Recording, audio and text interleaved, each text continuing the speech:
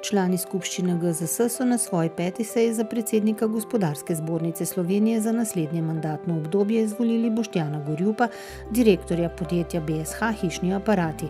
Novi predsednik je ob izvolitvi dejal: Osnovna vizija je postaviti bolj učinkovito gospodarsko zbornico, ki bo znala vse svoje želje bolj učinkovito zastopati in doseči tudi rezultate v komunikaciji z vlado in sindikati. Ob uradnem obisku predsednika Republike Avstrije v Sloveniji je potekal Slovensko-avstrijski poslovni forum, namenjen predvsem krepitvi gospodarskega sodelovanja med državama. Udeležence srečanja na GZS sta nagovorila tudi predsednik Republike Slovenije Borut Pahor in predsednik Republike Avstrije dr. Aleksander van der Bellen, ki se je ob tej priložnosti vpisal v knjigo častnih gostov Gospodarske zbornice Slovenije. Odlično, zelo uspešno smo delali tukaj.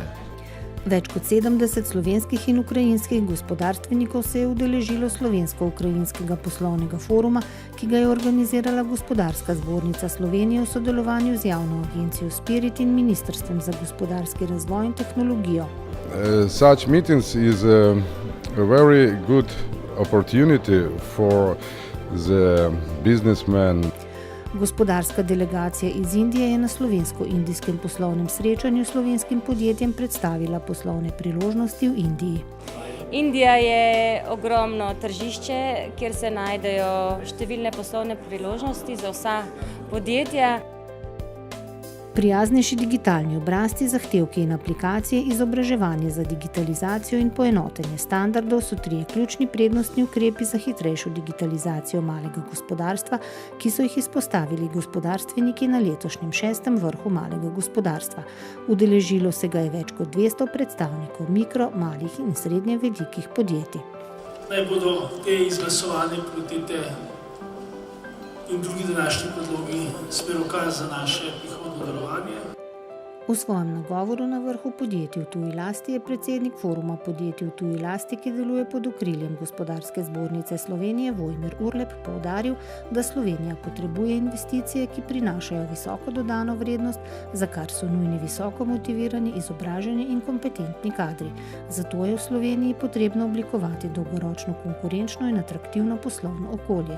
Ob zaključku srečanja pa je poudaril, da smo bili presenetljivo enotni, tako predstavniki vlade na eni strani kot predstavniki gospodarstva oziroma podjetij v tuji lasti, ki delujejo v Sloveniji, glede prioritetnih ukrepov. V tem, kako z uvajanjem sodobnih informacijskih rešitev in oblikovanjem novih poslovnih modelov poslovanja izvajalcev računovodskih storitev čim prej prilagoditi novim zahtevam, so spregovorili na seminarju Interna digitalizacija v računovodskih servisih, ki ga je pripravila GZS Zbornica računovodskih servisov. Všeč mi je, ker imamo tukaj zbornico računovodskih servisov, da nam povejo, pokažejo, kaj vse se že da, oziroma da nas opozorijo, na kaj moramo biti v prihodnosti pozorni. 5. tematska konferenca GZS Zbornice knjižnih založnikov in knjigotržcev se je odvijala pod naslovom Navdihovanje za branje. Vrsta zanimivih predavateljev je povedala, kako knjige bogatijo njihova življenja in kako sami na različne načine to bogastvo kreativno delijo z novimi bralci. Meni so knjige rešile življenje. Seminarski trojček iz cikla Kreativno vodenje z naslovom Kako do več kvalitetnih kontaktov je predstavil različne načine učinkovitejšega poslovnega komuniciranja. Kako bi gradili poslovne stike, kako bi se bolje počutili eden zraven drugega in to tako v živo kot tudi na internetu. Razvojni center za vodikove tehnologije je v soorganizaciji z GZS Zbornico elektronske in elektroindustrije organiziral delavnico Družbena sprejemljivost vodikovih tehnologij. Da vodikove tehnologije so neka usmeritev v prihodnost. Priznanje za najboljše inovacije sta podelili Regionalna gospodarska zbornica Celje in Savinjsko-Šaleška gospodarska zbornica.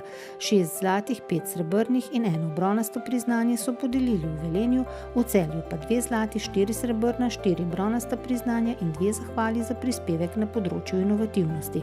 Novi predsednik GZS je ob teh dosežkih inovatork in inovatorjev poudaril, da se bomo trudili, da bo delovno okolje še bolj prijazno njim, da se bodo dobro počutili in da bodo s tem lahko razvili še veliko novih izdelkov in storitev, s katerimi si bomo v prihodnosti lahko izboljšali svoj standard.